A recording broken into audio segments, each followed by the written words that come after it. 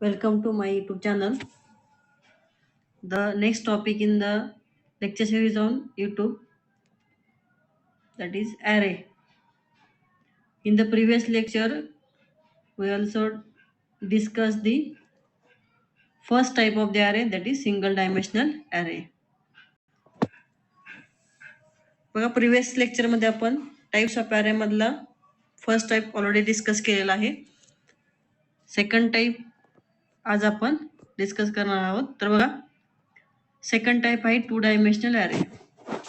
Definition आहे याची, it contains two dimension. ज्या array मध्ये दोन डायमेन्शन असतात किंवा दोन सबस्क्रिप्ट असतात तर त्याला काय म्हणणार आहे तुम्ही, तर टू डायमेन्शनल array म्हणणार आहे. काय टू डायमेन्शन असेल तर टू डायमेन्शनल array म्हणणार आहोत. तर बघा two dimensional array can be defined as array of arrays. array of arrays. To dimensional array हा काय असणार, तर array of array, arrayचा array असणार आहे. ठीक आहे. त्यानंतर बघा the 2D array is organized as a matrix.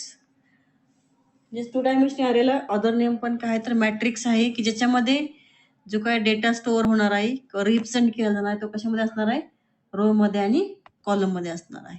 ठीक आहे. त्यानंतर 2D arrays are created to implement a relational database looks like data structure. म्हणजे 2D array हा मोस्टली कुठं होतो, तर जी काय RDBMS आहेत, काय आहेत RDBMS, relational database management system. तर या ठिकाणी ते यूज केले जातात.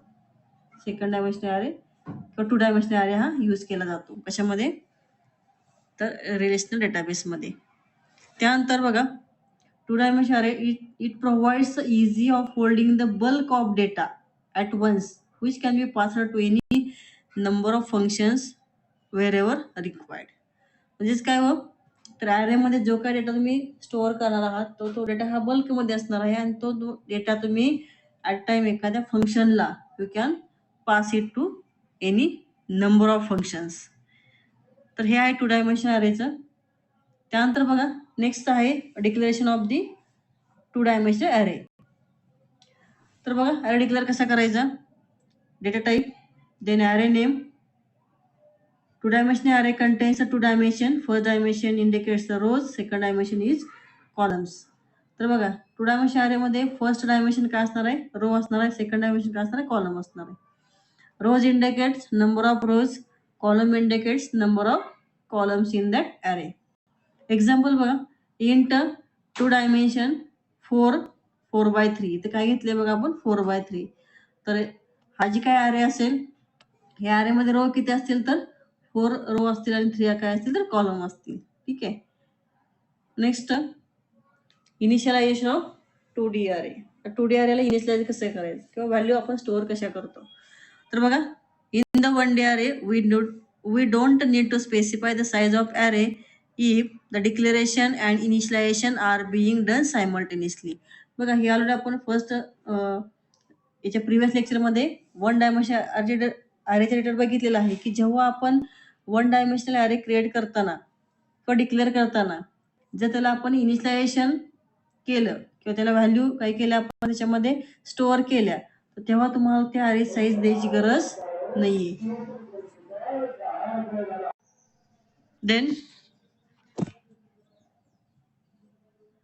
पण ह्याच्यामध्ये बघा 2D array मध्ये, तर 2D array मध्ये आपल्याला असं करता येणार नाही. 2D array मध्ये काय करावं लागतं तुम्हाला, तर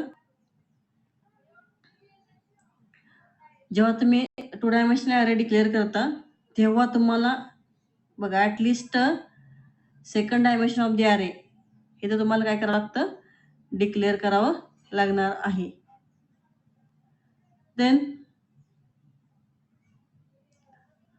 बघा इथे एक्झाम्पल बघा, इंट array of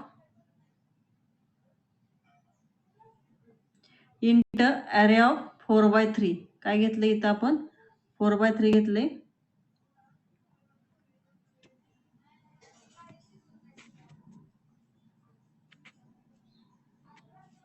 तर 4/3, तर या array मध्ये काय होणार, तर 4 रोज असणार आहेत आणि 3 काय असणार, तर कॉलम असणार आहेत.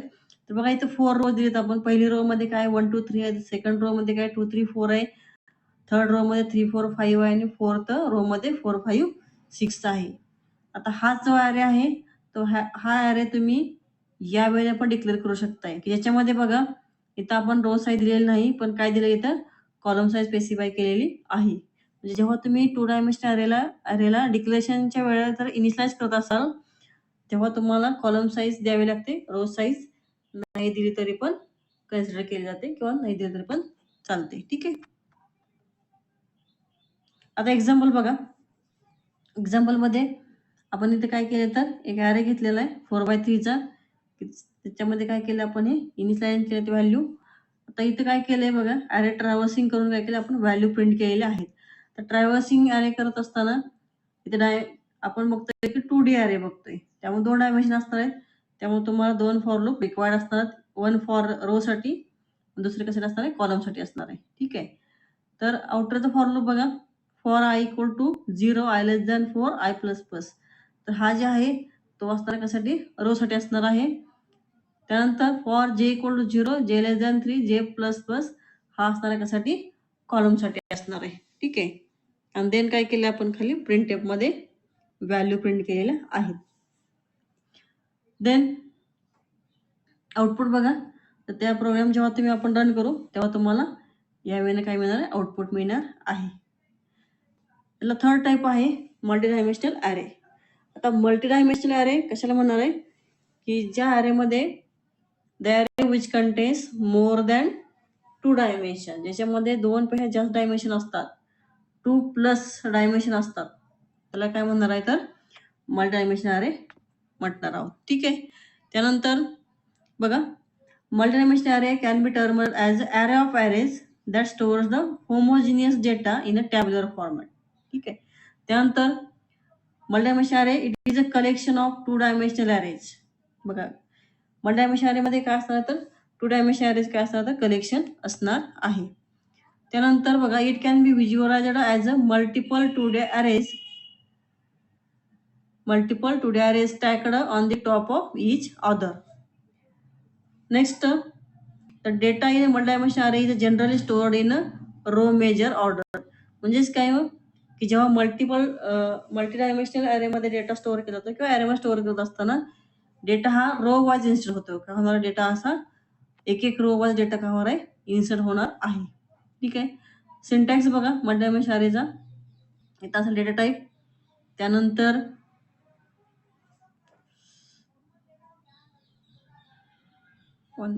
हां बघा इथं डेटा टाईप असेल, ॲरे नेम असेल, size 1, size 2, size 3 and up to size n पर्यंत.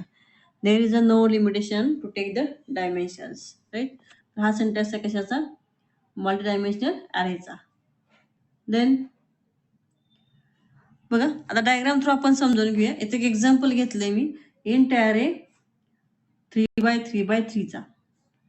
जेव्हा तुम्ही असा एखादा ॲरे डिक्लेअर करताल तेव्हा मेमरीमध्ये काय होणार आहे तर मेमरीमध्ये बघा हा एक ॲरे असेल, हा एक आणि हा एक, असं काय होणार तर 3 ॲरे तयार होतील आणि ते कितीचे असतील तर 3x3चे असतील. कितीचे असणार आहे तर 3x3चे. तर जर हे या एक्झाम्पलमध्ये बघितलं तर हा जे काय फर्स्ट डायमेन्शन आहे तर हा काय इंडिकेट करतो तर नंबर ऑफ ॲरेज. काय इंडिकेट करणार आहे तर नंबर ऑफ ॲरेज.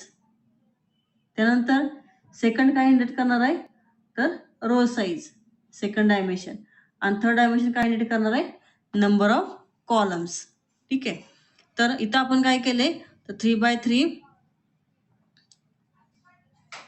3x3चा ॲरे डिक्लेअर केलेला आहे. आणि काय होईल मग मेमरीमध्ये असे 3 ॲरे होतील तयार की ज्यांची प्रत्येक साईज बघा, हा पण 3x3चा आहे, हा पण 3x3चा आहे, हा पण काय असणार आहे 3x3चे 3 ॲरे असणार आहेत. तर हे आहे काय तर मल्टी डायमेन्शनल ॲरेज आपण विथ डायग्राम पण बघितलेलं आहे. ठीक आहे. आता प्रोग्राम बघा, तर या प्रोग्राममध्ये बघा इथं काय घेतलंय आपण एक्स नावाचा काय घेतलाय ॲरे घेतलेला आहे की जो 3 डायमेन्शनल ॲरे आहे. यातला जो फर्स्ट हे आहे डायमेन्शन आहे ते इंडिकेट काय करणार आहे हो तर नंबर ऑफ ॲरेज किती असेल त्याच्याकडे 2 असतील. तर सेकंड डायमेन्शन काय असणार आहे रो साईज, थर्ड डायमेन्शन काय असणार आहे कॉलम साईज. म्हणजे तुमच्याकडे 3x2चे किती ॲरे असणार आहेत तर 2 ॲरे असणार आहेत. त्याप्रमाणे इथे काय केलं आपण इनिशियलाइज केलेलं आहे आणि इथं प्रिंट केलेलं आहे. मला आउटपुट मिळेल. यावेळेला काय होईल, त्या प्रोग्राम तुम्हाला आउटपुट मिळणार आहे. ठीक आहे. थँक्यू. विद्यार्थी मित्रांनो, जर आपण ही लेक्चर सिरीज जी काही चालू केली आहे, जर तुम्हाला आवडत असेल लेक्चर व्हिडिओ तर लाईक करा, चॅनलला सबस्क्राईब करा आणि चॅनलची लिंक शेअर करा. बाकीच्या लँग्वेजचे पण आपण लवकरच व्हिडिओ आपण स्टार्ट करणार आहोत. तर जास्तीत जास्त मित्रांपर्यंत चॅनलला शेअर करा. थँक्यू.